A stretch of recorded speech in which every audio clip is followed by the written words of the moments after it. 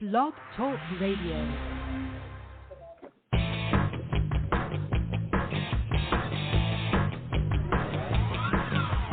Hey there! Welcome to Big Blend Radio with your hosts, Lisa and Nancy, editors of BigBlendMagazine.com.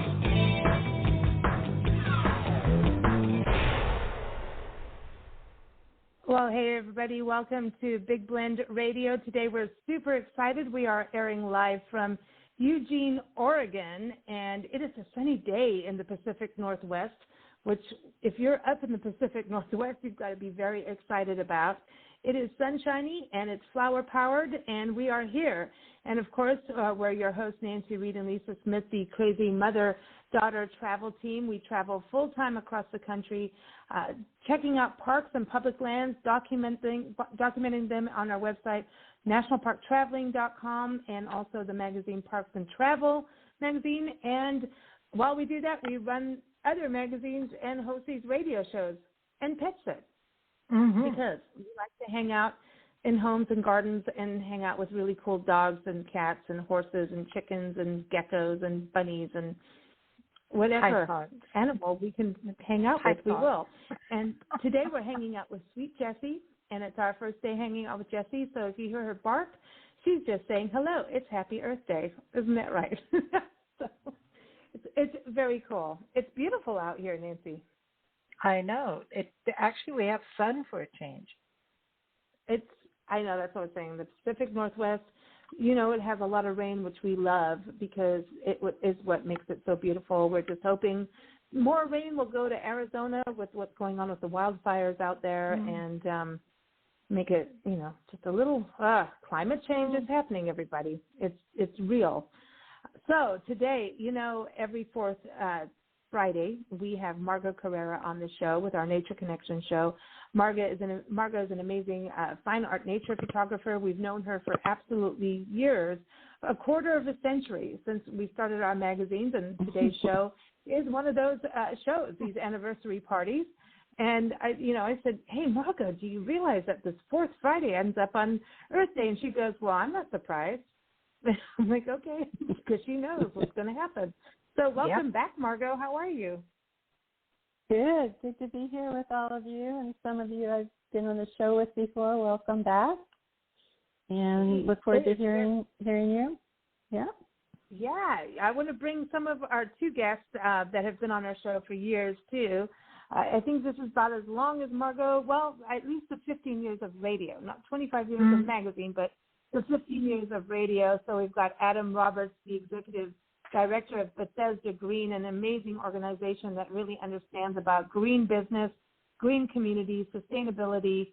Adam also knows everything to do with wildlife and protecting wildlife around the country and around the world, really. But welcome back, Adam. How have you been? Thank you. I'm great. I'm exhausted from a day of community service on Earth Day, but I could think of nowhere I'd rather be this evening than with you all to celebrate. So thanks for having me. Oh, thank you. Now, listen, appreciate it. You get to have good libations on, like, Earth Day if you're the director of the Bethesda Green. I mean, did you have green beer or anything like that? We did just have an Earth Day happy hour, but that was after doing 2 hours of weeding by hand throughout the Bethesda street to prevent the use of pesticides. So we have a team of volunteers that go around and pull weeds by hand from the sidewalks so there's no pesticide use. So it was well-deserved, absolutely. I love that. Because, but no dandelions were being pulled up, right? Because, like, anybody who pulls up a dandelion, like, dude, you know. They're so pretty. We need a dandelion superhero for everybody's lawns across America. Just saying. They're not a weed. They're good. No, they're not. And they make good wine and they make good tea. And they're good for your body and they're pretty. So I'm just saying. The only reason people think they're a weed is because if you have a big lawn, then they poke up and go, hey, this is boring. Let me add some interest. And then people get upset. It's okay to have dandelions in your lawn. I like them. Yeah. So I want to go over to Mike Dunmyer. Mike, we've known him from Ocean Champions years ago, doing a lot in regards to our ocean and also the marine life. And now he's in the ocean playing with turbines. He's the development manager for U.S. Wind. Both Adam and Mike have been on recent shows, on Nature Connection shows, and you can find their latest interviews on blendradioandtv.com. And Mike, how are you? Just fabulous, and again, thrilled to be here. Cool. Hey, it's good to have you back. I mean, the two of you were just on our show, so it's cool to kind of have this little reunion and, you know, just thinking about, you know, nature, the environment. So, like, with you doing this offshore wind energy, you know, which you've taught me about, and now you've taught me about even hydrogen energy, which is a whole new thing for me now. But are you drinking like a coastal cocktail? What happens for Earth Day for you?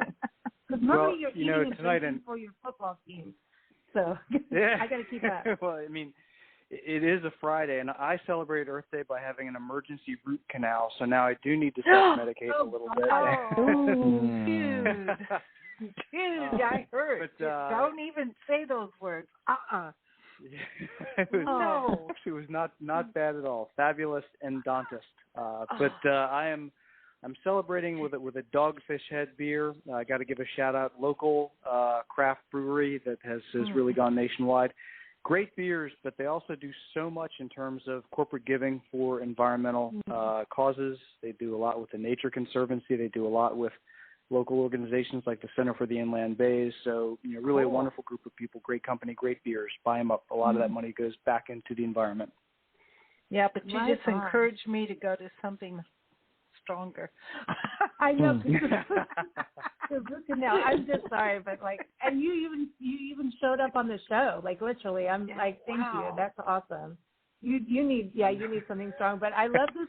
You know, the thing is, I'm seeing a lot of breweries do partnerships with like the Audubon Society and get into really. I think this is something really important about businesses partnering with environmental organizations. But and Adam, that kind of goes into your field, right? In that it's not just partnering, but it's like, are the businesses being green themselves and innovating products that are better for our planet and services? Yeah, absolutely right. So, there are multiple ways to look at green business. There's sort of the existing businesses that we try at Bethesda Green and elsewhere to make stronger. So making sure they're B Corp certified so we can ensure that they're doing as well as possible for transparency and good governance and worker protection and environmental rights. And also where we are in Maryland, we're blessed in Montgomery County, Maryland, to have an amazing green business certification program so that we can make sure specifically on the environmental front that businesses are doing as well for the environment as possible, conserving energy and using green procurement practices to make sure the supply chains are green and the products that they consume are green. But then, as you mentioned, Bethesda Green's specialization is on incubation and acceleration of new businesses that have a sustainability focus. So entrepreneurs that are setting up new ways to think about, you know, how we bottle liquid products instead of using plastic. Can we make them out of hemp? Or having mobile refrigeration units that are solar powered, so a rural village in Rwanda can have their fish and agricultural products, or a rural hospital have their medicines kept cold in a refrigeration unit, but having it powered by the sun. So we have all of these innovative companies that come through Bethesda Green's Innovation Lab, and hopefully more and more of them will be impactful in the business community and obviously as a result for fighting climate change. Ooh, I love this. I love this. That's so cool. I have to go back to Margot because I want to make sure she just checked into a hotel. Do you at least have a tall glass of water or wine, or like you're in Northern California, you're in the Greenlands, so just want to make sure you're taken care of. Oh goodness, nice glass of beer from San Diego company Stone Brewing. Oh, cool. Oh, Arrogant Bastard. Oh, yeah, there you go. I love Arrogant that beer. Bastard. Sorry, I just said that. That's the beer name. I'm not, yeah, saying it that way, but if I get a chance to say it. I will. It is the name. You know that brewery started at the same time as our company. Yeah. We went to their ribbon opening. cutting. Yeah. Yeah, their opening. When we were in San Diego, we went to their ribbon cutting, and we just started. And they were in San Marcos in this industrial complex. Of course, now look at them. I mean, one of the best breweries. And I saw them in Napa too when I moved up there. Really? Wow. Cool. Yeah. Because they really, I mean, I think so many people know about it, but what I loved, thinking, Earth Day and all of that, they went into the industrial section, and people did, they really just said, hey, okay, we're taking over these empty spots in these industrial complexes, and we're going to turn them into breweries. And I'm like, instead of having this spot and tearing down and rebuilding, they used what was there. And I think breweries have done a really good job of that across the country. I mean, yesterday it was Hot Springs National Park's birthday, and Hot Springs has a brewery in the park. It's the only bathhouse, Superior Brewery. I do remember that. And so it's like when you look at going into historical places, you'll find breweries take over old buildings and go, hell yes, we're doing this. So I don't know what it is, but breweries are doing good for the environment. But our next guest I want to bring on is an amazing musician, Wes Charlton, and he has created a new brand, I would say, but it's for the environment and for kids. And he's a parent. It's a new kids music brand. It's called the Future Brigade. And we're going to play his first single, Recycle, Do It Right. And before we do that, we're going to bring him on the show. So, Wes, how are you? I'm doing great, and I'm really glad to be here. Awesome. Hey, thank you. I know it's got to be a busy day for you on Earth Day with your music, with the Future Brigade. Yeah, for sure. Yeah, cool. No, it has been a busy day. Yeah, but this is cool because this is a regional debut for this song, so I'm excited. Awesome. So, Recycle, tell us a little bit, because your music, you've got you were an NPR Album of the Week. You've got so much going on with your music. I got into it. I know, Mike, you've been listening to your music, and it's fantastic. Really, oh wow. Very cool. You're up in Virginia, right? I am, and if you hear some whooping and hollering, it's either my dog or my kids. So. Cool. Okay, well, I guess you hear my bark, so if that's you hear okay. barking, it's the dog. Yeah. Well, this is kind of cool because we've got, really the East Coast and the West Coast represented today. Nancy and I are in Eugene, Oregon. You're in Pleasanton, Margot, today? Pleasanton, San Diego? California. Mm-hmm. Yeah, so we got California, Oregon, and then we've got, Virginia. Mike, where are you today? I can never get it right. Maryland, Delaware? The great, majestic state of Delaware. Yeah. Cool. Okay. Delaware. Oh, we have more people coming on from Delaware. The Miller and Dunham Delaware innkeepers are coming on. Yeah. And Delaware's then cool. you've got Adam. You're in Bethesda, but then you're in Bethesda, Maryland, but Adam, you go up to Virginia, don't you? Yeah. So our office is in Bethesda, Maryland, just over the D.C. Maryland line. I live in D.C., and of course we have a house in West Virginia on 9 acres where I get my true Earth Day respite and relaxation and wilderness experience. Yeah. That's so cool. So cool. Yep. We're scared of that. D.C. Nancy and I are like, oh, we're going to be there. We're going to be in your area soon. It will happen. It's coming in June. And everyone will hear us as we enter the whole area again. We're here. But, Wes, going back to you with your music, and everyone, WesCharltonMusic.com is the website. Tell us a little bit about why you decided, hey, we're going to start the Future Brigade, because it's almost like it's a brand, but it's like, hey, I'm starting a new band in a way. Well, yeah, and I should say it's pretty heavy. It started with the criteria of trying to make my kids dance and laugh, and then I succeeded with a couple and thought they were fun and funny. And this was kind of early on in the pandemic, and And I sent them to my manager sort of as a joke because I like you'll hear in a little bit you'll hear me rapping, and that's a new one for me.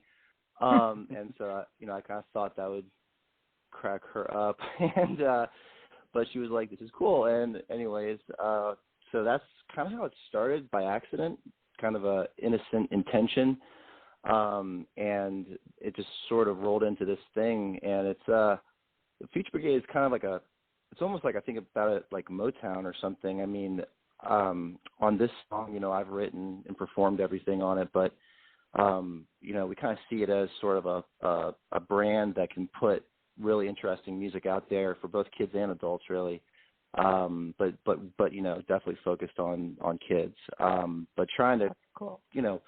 Bring some kind of contemporary music, maybe. I don't know. I mean, we'll hear it in a minute, but like we wanted to throw a banging beat on it, right? We want like the adults and kids to like freak out together and like think it, just boogie down on it, but while maybe learning something. So that's cool. I love that because I mean, when Lisa was I brought her up in Kenya, and there was tribal music, and she could relate to that really easily, and so could I. So that kind of was like the thing we could do together. And then other music, it gets separated somehow, and sure. I don't know why it gets separated. I think sometimes it's maybe more the lyrics than the melody or something. Sure. But, but we used to Lisa, remember Music Night? We love music night. But it's about Wikibutt. That's what we call it. Like, I don't know if that's from Living in Africa or what, but it's like, Wikibutt is two things. One is when you have, your first sip of wine at the end of the day, or whatever you want, and it goes down, then all of a sudden it gets to, when it goes down, and all of a sudden you shake your tail feathers, That's right. Wikibutt is that. And in Africa, like, I used to dance with, different groups of people, and, and then if you didn't get out and stick your butt out, you know what I mean on this. I know you've been to Africa, and you know what I mean. Beats and rhythms are really, beats are a really important thing. I mean, 120 BPMs, that's a heartbeat, and, there's like science on it. And I kind of did that intentionally because I really wanted to sort of hook them, and then once they're hooked, then, like my kids and all their friends, like they just sing this song back to me. And I'm like, you know a lot more about recycling. That's really interesting. Cool that you do that, because I think that's what's interesting with music, kids that get into different, they get into music all the time, like, and it's about what it is, what that song is, and that rhythm. That's really cool to hear that, how that works. But this has a message. Yeah, the message. Well, it's recycle, do it right. It's all about recycling, and it's I can say the structure goes by the 3 R's. Reduce, reuse, recycle. That's what kind of the verses are kind of pointed at. So, but really, like, what's going on with it is it's about empowerment. Like, really, what I'm trying to get at here is I want kids to learn why this is important, but then to feel good about doing good, and to really kind of have kind of pride of place, and realize that it all starts like right with you, right? Like that you can actually impact your community. Your community impacts your state impacts the country, so on and so forth, to the world. And and really for these kids, to really give them both a pride of place and pride of self, but then really an empowerment piece. And then for the adults in the room, some of them need to be maybe reminded, some of them learn some stuff that's new maybe, and if it's not new, then hopefully they're just bobbing their head. So. So are you going to do more songs like this? We have a whole album. Yeah, it's going to drop in the fall. We've got a next single coming out in June. We've got a couple of singles coming out over the next couple of months, and they've got some cool videos going along with it, like this one. And oh my God, the video is so cool. I love the video. Yeah, Everyone that's so cute on YouTube. So you've got to come back. Like, you have to. Oh, with the album, when the love, album's ready, I'd love to. You've got to come back. Yeah, I think this is an important thing for, I think what's so important is that you're doing music, and right now for youth, depending on the ages too, right, that a lot of fear could be in there about climate change. And I think music kind of bridges that gap of fear, like it gives you that can-do. I mean, how many athletes do you see that have a theme song, that get out there, And so I feel, Jesse's agreeing, by the way. Jessie the dog is agreeing with me. She wants the music, but she's saying, she's just sitting there nodding right now. But it takes kind of that fear away, because I think that's got to be really hard as parents right now to raise kids when climate change is so close. It really is. It's not getting better. We only have one Earth, so we only have one home. And it really is up to the next generation. I know that's, like a platitude by now to say that, but it's true. But it's true. I mean, the truth is that it's not good right now. And so it's not only that we want them to understand why it's important, but really to give them that positive spin on it, where it's like, no, you can do this actually, so. It's really funny when you think about it, that we have, we're in the info age, and we have television, we have radio, we have all these ways of education that we didn't have before. And sometimes I look back and think we're the most uneducated generation ever. Or we just ignored the education, or what? Yeah. Because how did we it's a real get thing. here? Yeah. We've known about it. I remember in high school, and I'm not that young. I remember talking. You talking about, Nancy? Huh? Well, you know what I can still bust a move, but I remember in high school being taught about ecology and what's happening to the earth, and still here we are today. What happened? We just ignored it all? I don't know. Yeah. But doesn't mean we can't fix it. We can fix it. Mm-hmm. Well, that's I do believe that. Sorry, I didn't mean to talk over anyone. No. I was just going to say, and like with what Adam's doing is all about finding all of the different ways that you can have an impact on a local level. And Wes, your music, bringing children in, reminding adults, and music is just such a great conduit, because people relate to it. You can reach people emotionally in a way that just kind of, a story in the press or just talking and giving someone the facts is not going to do it. Music can bridge that gap and reach people. And as you say, it's all about all the little things everybody can do to try to make a difference.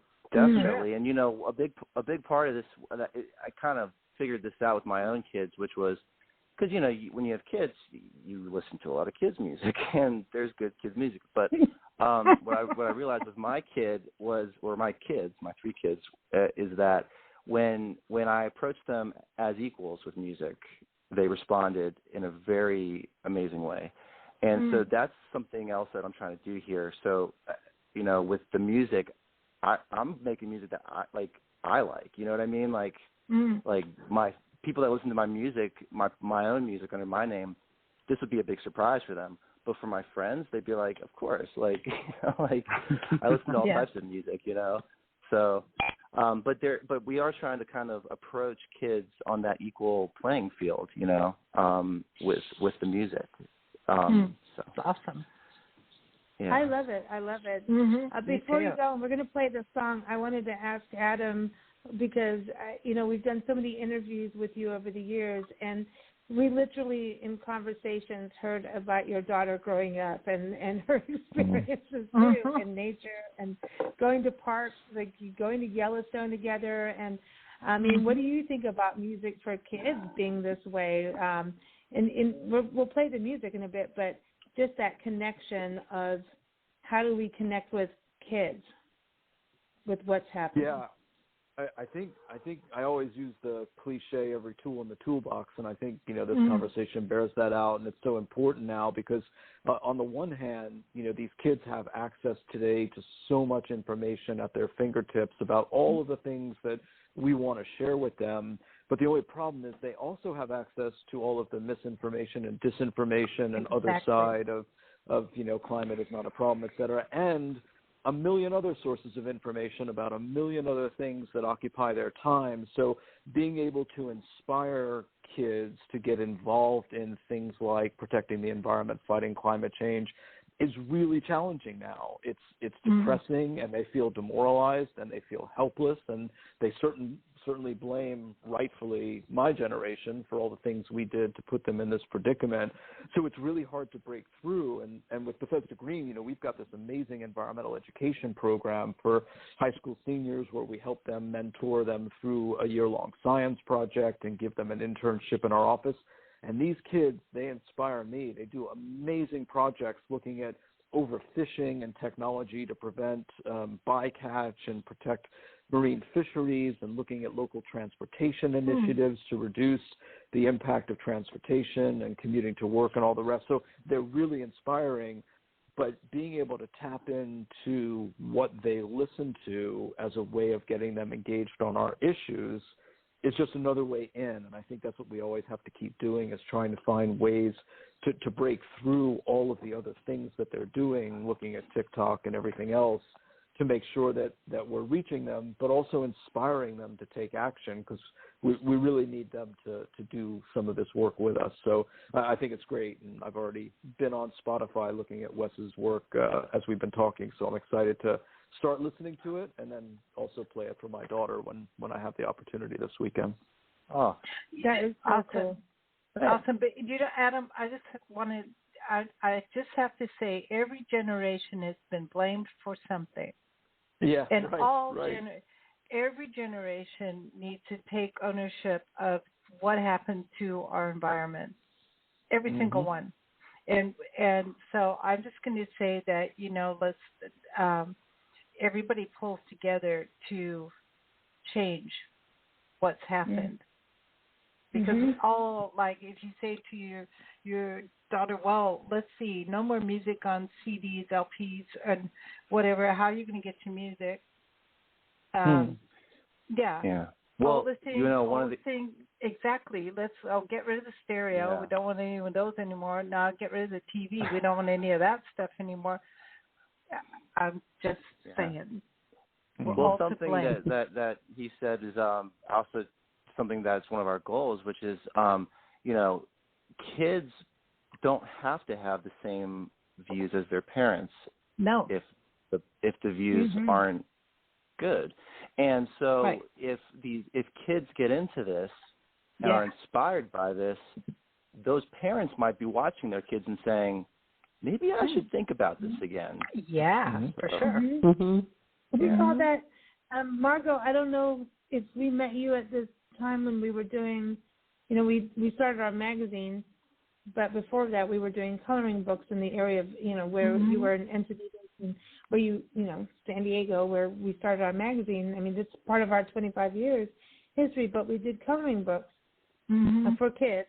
And that's so much fun. We did them about the local areas, and we were raising funds for the Helen Woodward Animal Rescue. It's out in, Helen Woodward. They're amazing. And they're a no-kill shelter. And we were just like testing the waters. We'd just gotten back to this country out of living in South Africa and, being, magazine people and all that. We're like, and we were doing that and dressed up as clowns, by the way, to sell them as street fairs. Just saying. Don't tell anybody. But what we learned from those coloring books is they did such good stuff. So the kids cool. got the coloring books and dragged their parents literally to the museums, to the historic sites, to the gardens. The kids taught their parents, hey, I want to see this. It was like the coolest thing ever. And the parents wanted their own coloring book. That was one of the biggest things that we learned. Well, now parents parents color in now. Adults color in. It's a good thing. It's good. wine time, coloring in time is not a bad thing. As long as you stay inside the lines. Well, no, we encourage people to color outside the lines. Yeah. Well, I will never be good at that. But I'm going to play your song, Recycle. Wes, thank you so much for joining us. And please, everybody should go to your website, westcharltonmusic.com. Is that the best place? Cool. Where can people get Recycle? Yeah. So, well, let me say firstly that I do have a new album out coming in February. So that's going to be my next album coming out. But for anyone that wants to learn more about the Future Brigade or my music, westcharltonmusic.com and thefuturebrigade.com, which is a pretty hip little site itself. So, thefuturebrigade.com. Awesome. Yeah, Wes, welcome back anytime with your music, and also, of course, the Future Brigade anytime. Come back on, and happy Earth Day to you, and thanks for what you're doing for kids and music. And obviously what you're doing is making an impact for climate change and for our environment. So thank you. Well, thank you for having me. It's been a blast, and I really appreciate it. And hopefully I look forward to coming back. Cool. All right. You come back. Here it is, everyone. Okay. Recycle. Take a listen. R-E-C-Y-C-L-E, R-E-C-Y-C-L-E, R-E-C-Y-C-L-E. Gonna do it right. Reduce the waste in your personal space. Take pride in your personal place. Keep it clean like your room, believe me. If you do, you'll see your city. When the blue skies come, yes it will. And the sun will shine, yes it will. We're gonna have a good time. R-E-C-Y-C-L-E, R-E-C-Y-C-L-E, R-E-C-Y-C-L-E. We're gonna do it right. Reuse before you throw it out. Stop, it's time to think about now. Are you gonna choose to reuse? Or make more trash, buy new? R-E-C-Y-C-L-E, R-E-C-Y-C-L-E, R-E-C-Y-C-L-E. We're gonna do it right. Recycle is what it's all about. All the newspapers and paper towels, aluminum, plastic, don't forget the glass. Recycle right, it's time to dance. R-E-C-Y-C-L-E, R-E-C-Y-C-L-E, R-E-C-Y-C-L-E, R-E-C-Y-C-L-E, R-E-C-Y-C-L-E, R-E-C-Y-C-L-E.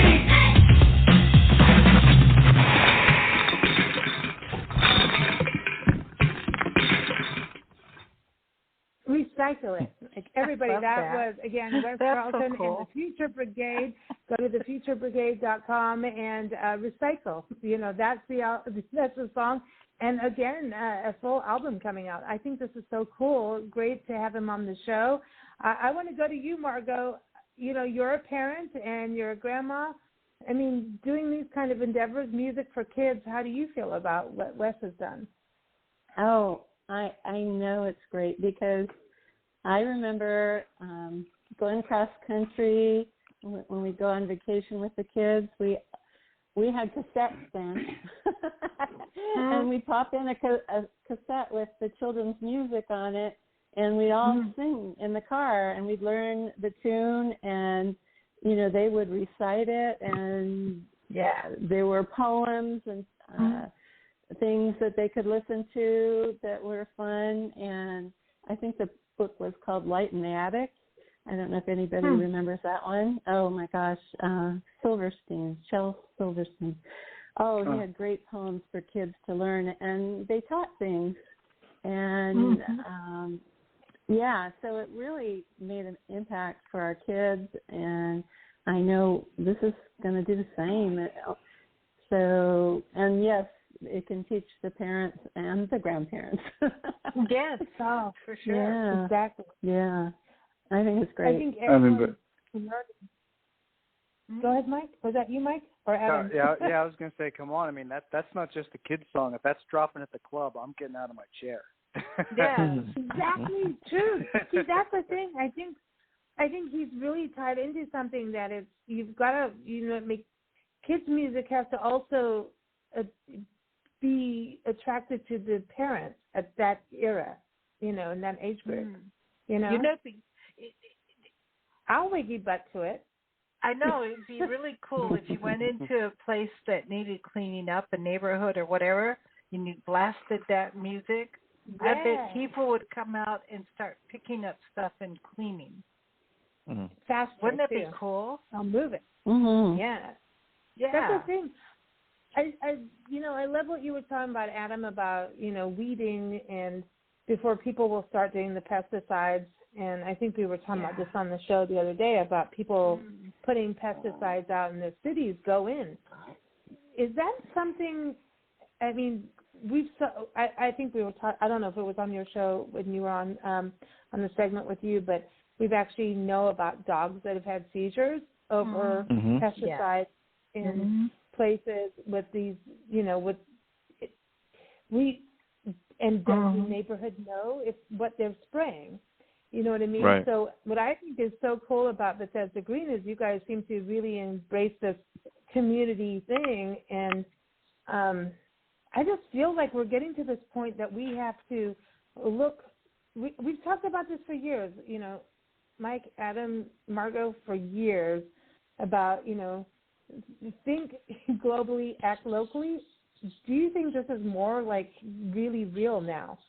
Like right now, we have to look at our community because even if federal government or, global things aren't happening, we can make a difference right now in our own local community, even our own neighborhood, if that's where we want to start, in our own backyard. Yeah, no, I think it's absolutely right. And when I left my wildlife work, which was obviously global in scope, as you well know, that was one of the things that I decided. I made a purposeful decision that I wanted to stay a little closer to home and get a little more involved in the local work and try and have a greater impact locally than perhaps a smaller impact globally.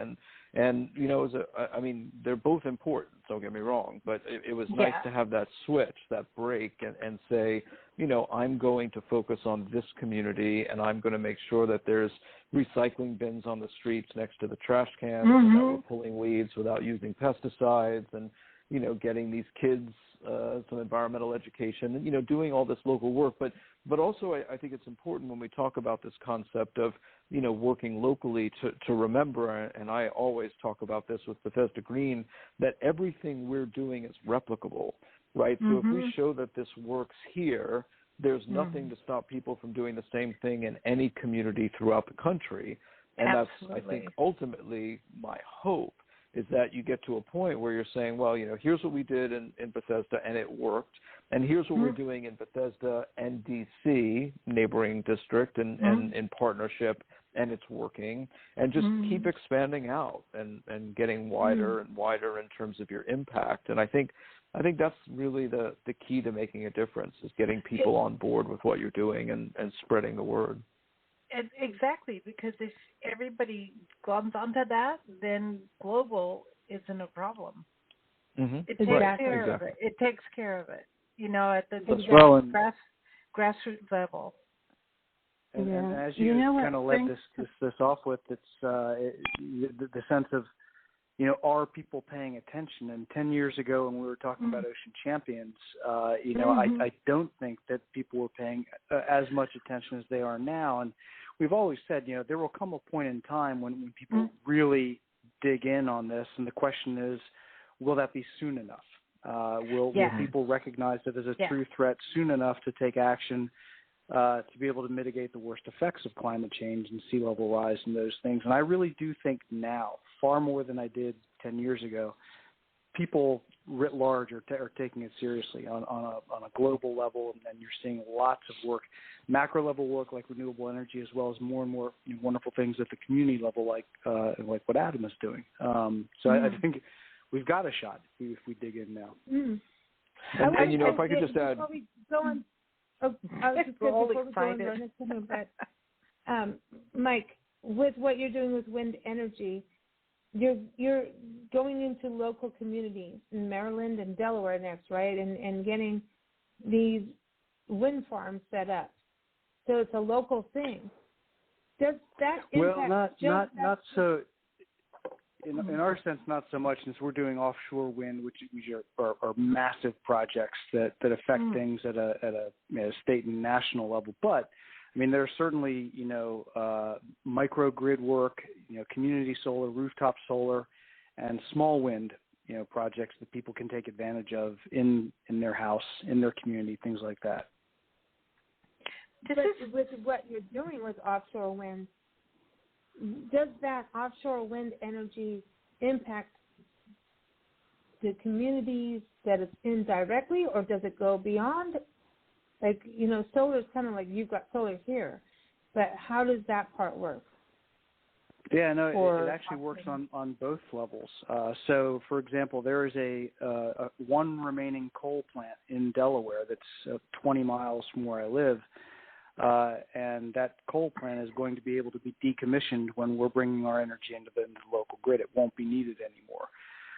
So that immediately affects the air quality in the local level. And also, it's a coal plant that has coal ash stored close to a body of water, which is problematic in a lot of ways. So you start to get rid of things like that. But then the way that our regional grids, we're a part of the PJM grid, which is a multi-state grid, about 14 states in the District of Columbia.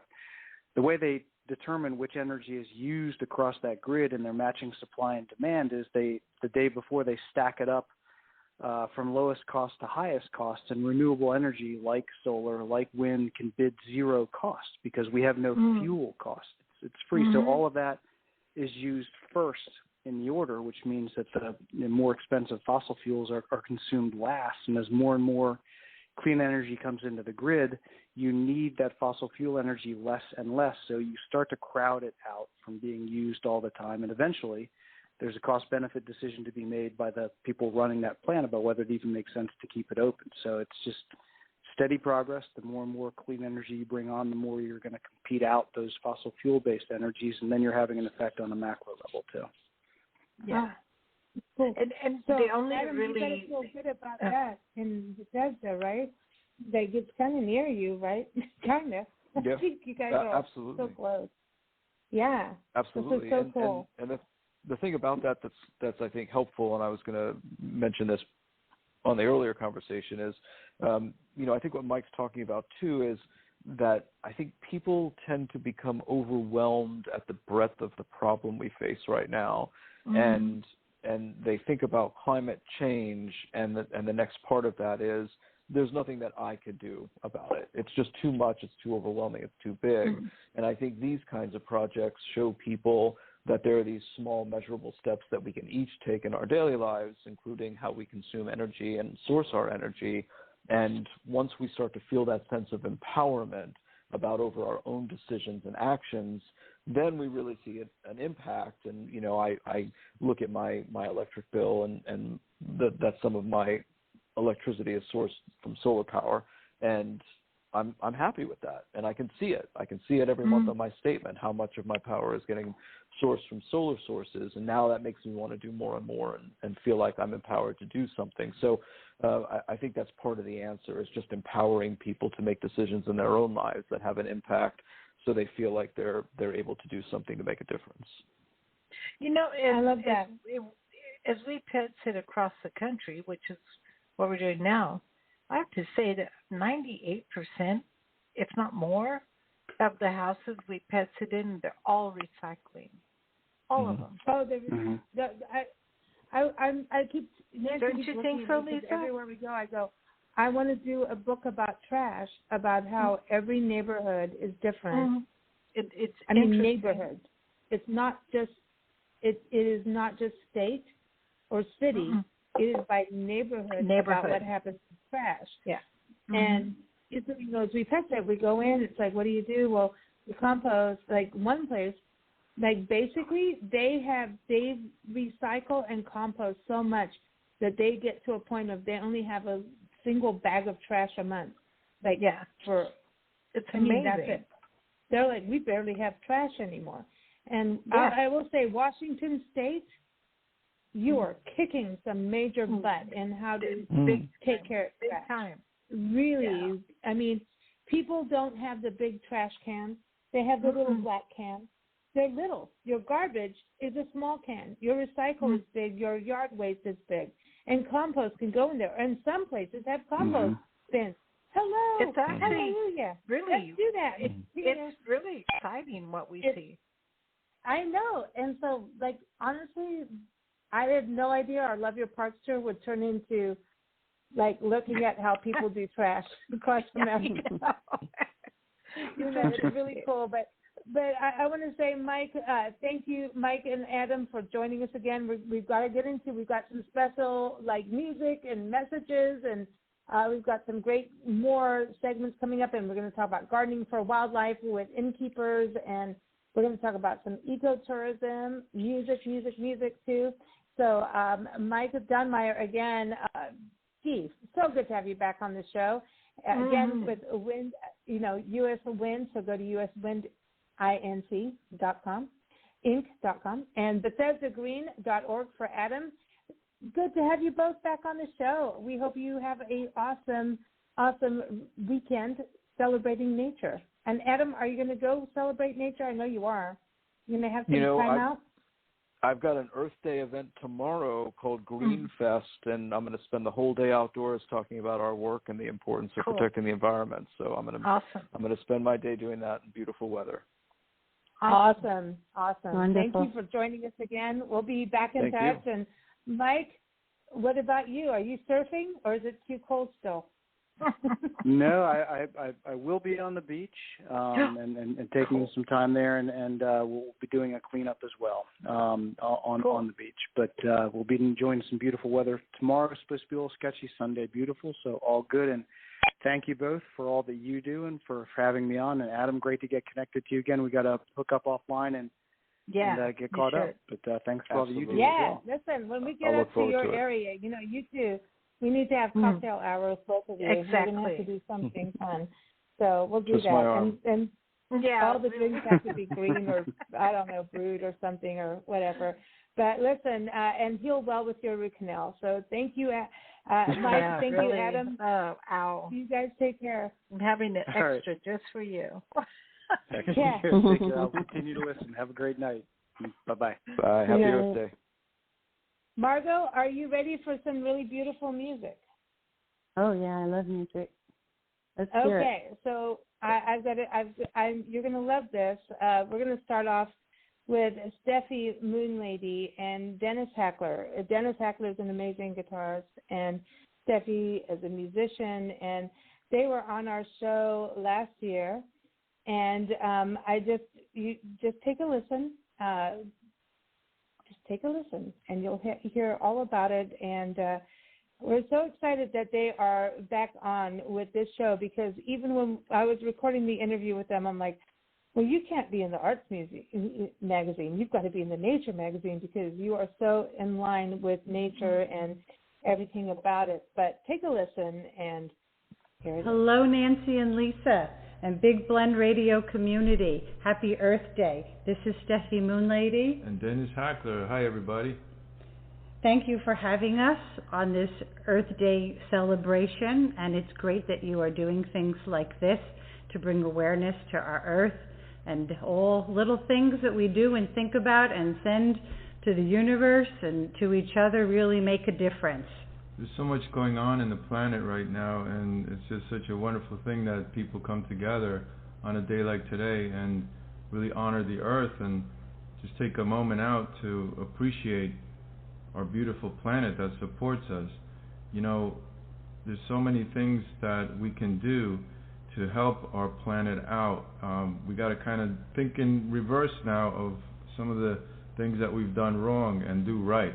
It could be little things, like even just when you go to the supermarket and use your own bags instead of having them use their plastic bags. There's so much plastic in the world. We don't really need to produce more plastic. We could just keep using the plastic that was already made. Matter of fact, I wish they never made plastic. It would be a better planet.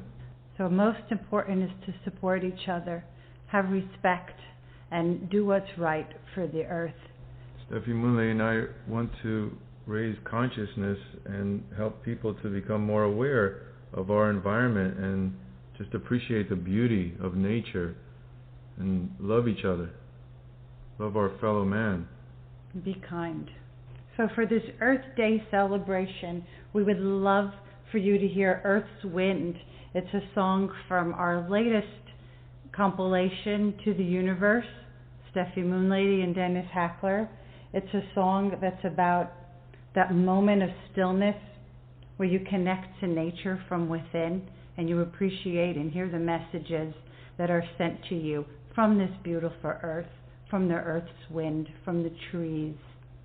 Peace and love, everybody. Happy Earth Day. Peace and love. Happy Earth Day.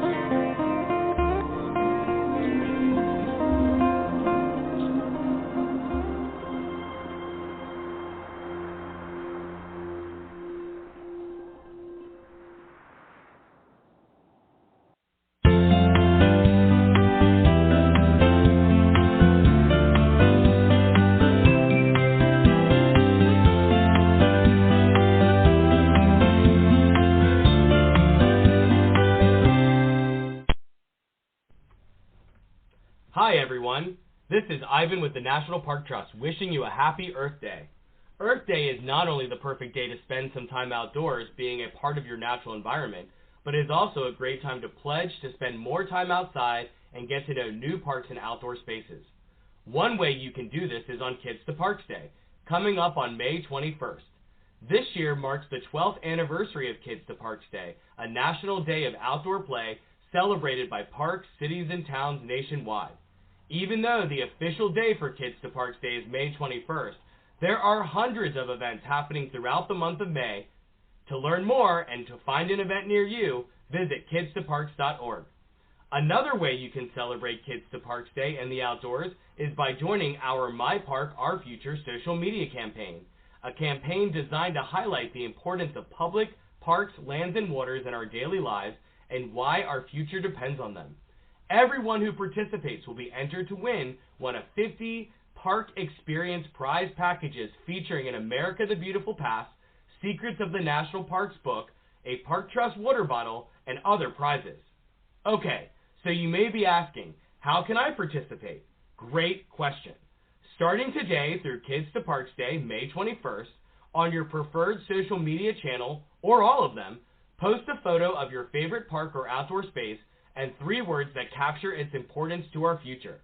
The key to success is for each individual to tag at least 3 other people to post their own photo and share their own 3-word My Park, Our Future story. Okay, so what are those steps again? Step 1, post a photo of your favorite public park, land, or water to use in your social media post. This can be anything from a local park to a favorite river or even a favorite forest or mountain range. Step 2, create a caption of 3 words that encapsulate what that park means to you and to the future of our world. Be sure to tag the location of the park in your post. Step 3, identify 3 people in your life to challenge and tag them in your post. Once you've tagged 3 friends, be sure to also tag the National Park Trust account to be entered to win our Park Experience prize packages. Go to our website or check out our Facebook or Instagram pages to see example posts.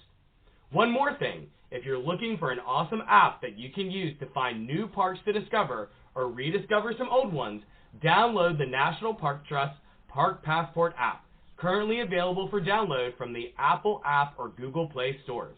Some of the Park Passport features include a park finder that features thousands of parks and public waters, custom digital badges to keep track of all your park visits and activities, offline functionality, a ton of fishing information and resources, thousands of updated digital resources and experiences, including virtual tours, junior ranger badges, live park webcams, and more, improved search functionality, photo sharing, and a whole lot more.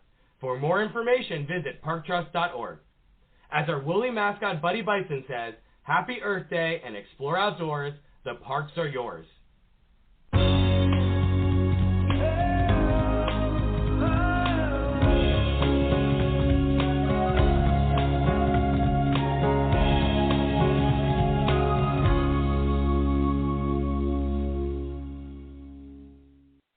So world traveler and travel writer Debbie Stone is on our show every 4th Tuesday here on Big Blend Radio, and she has literally gone around the world, across the country, especially the last couple of years. I don't know, Nancy and I seem to be on a race with her to go as many parks and places as possible across the country, but, she got her name, Fire Monkey, which, I think we've been calling her Fire Monkey for I don't know how many years, in Bhutan, and it's so crazy to, do all these interviews with her from Bhutan to Iceland, the Shetland Islands to, now we're in Nebraska and we're in Florida going to the Dry Tortugas. So it's really interesting where she's been. But travel does have a footprint. And so that's what we want to talk to her about today on today's Earth Day show. So Travel Monkey. See, now you're not the Fire Monkey anymore, Travel Monkey. Fire Monkey, Debbie Stone, welcome back. And keeping your footprint light, is that something you think about when you travel? I try to be a conscious traveler, and that expression, has been around for a little while. But I think it just means being aware of your footprint, like you just mentioned. But I look at it as like, okay, so what can I do to be a conscious traveler? And I can travel maybe off peak. I can, not overwhelm a tourist hotspot when I can off-peak. I can maybe go to places that are relatively undiscovered or not, don't have as many people. Talking about national parks, we've been talking about national parks, but some that don't get the millions and millions of visitors. So I can explore unique destinations, off-peak, the popular destinations. I can also, stay in places that like maybe homestays or even boutique properties that maybe have sustainable practices as a part of their way of doing things. I can also look at what are some transportation modes that I can take that I can look at whether the carbon dioxide emissions, like maybe I can take a train, maybe I can do a lot more walking or maybe cycling, just anything in regards to being aware of that. And then also I can look at, packing light. I can look at not using plastic. I can look at my plastic use. I can look at reusable things, reusable bottles, and then I think the most important thing is making sure that I try to give back to the local community wherever it is that I am, whether it is local restaurants, local farmers markets, just, being aware of the local entity as opposed to, buying, for example, being aware the food that you're eating isn't having traveled, miles and miles away, but is local. I love that you're saying that too. I know you were in Telluride last year, Telluride, Colorado, and you did the Kind Travel piece about the hotel group that is amazing, that gives back a percentage, or isn't it like a percentage of your hotel bill goes back to a charity in the community that hotel is supporting. So there's a lot of these programs out there, and I think as travelers we should look more into that. And I love what you're saying about giving back to the community. It's even volunteering. Have you done any of that as you travel, any kind of volunteer activities? Like getting out there and getting your hands dirty? I did some in Hawaii. I did some voluntourism, doing some things on a farm there. And I've also volunteered in teaching English as a second language in different countries. And it makes you, I don't know, it's just a very feel-good opportunity. You're doing something to help a community, but you're also doing it for yourself too. There's a lot of rewards in that. Love it. And so everybody, again, Debbie Stone, the fire monkey.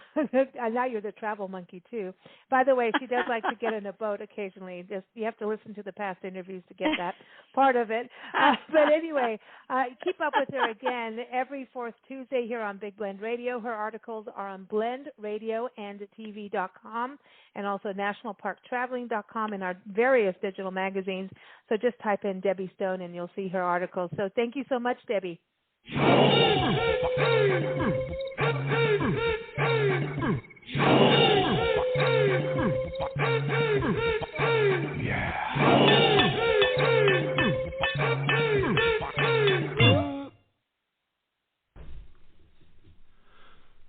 Hello Lisa and hello Nancy, it's David Joseph here from Held by Trees, and I am here to celebrate Earth Day with you guys and with all of the listeners to Big Blend. Now, a few months ago you had me on your show and we talked about the Held by Trees album Solace, which is coming out today on the 22nd of April, and it coincides with Earth Day, and we are planting a tree for every album that we sell. Now, we're partnering with a fantastic organisation called Play It Green, and they are planting trees in sustainable forests across the world.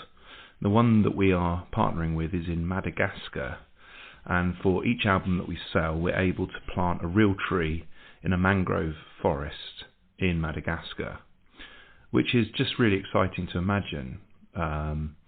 A partnership that we've developed is actually putting roots into the ground, and a real tree will grow, taking out more carbon from the atmosphere than we've made creating the album and manufacturing the CDs and vinyl. So it just feels right for us because we're a project that celebrates the natural world, and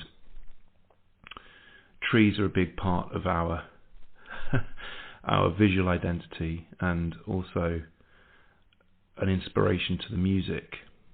So to actually be able to create part of a forest through selling our record just feels so right to us, and we couldn't in good conscience sort of manufacture a product that just added to the polluting of the world, but actually finding a way to take carbon out of the atmosphere and create jobs in Madagascar where people are employed to look after the forests that Play It Green are planting. It just was a natural fit for us. So I'm hoping as the album finds its way out from record shops and online retailers that people will know that it's not just music that they're hearing, but it's actually a contribution to taking CO2 out of the air and locking them in trees. So it feels good to us. Thanks again for having me on your show a few months ago, and I hope you have a wonderful Earth Day. Bye for now.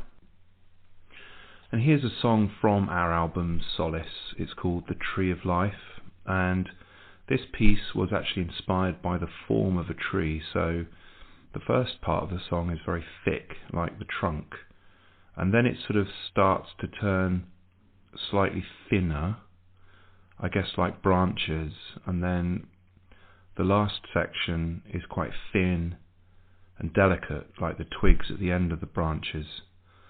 So it's a song inspired by trees and their beautiful shape, but actually further to that there's the Terrence Malick film The Tree of Life, which is my favourite film. So I've named the track The Tree of Life after the film, and I hope you enjoy it.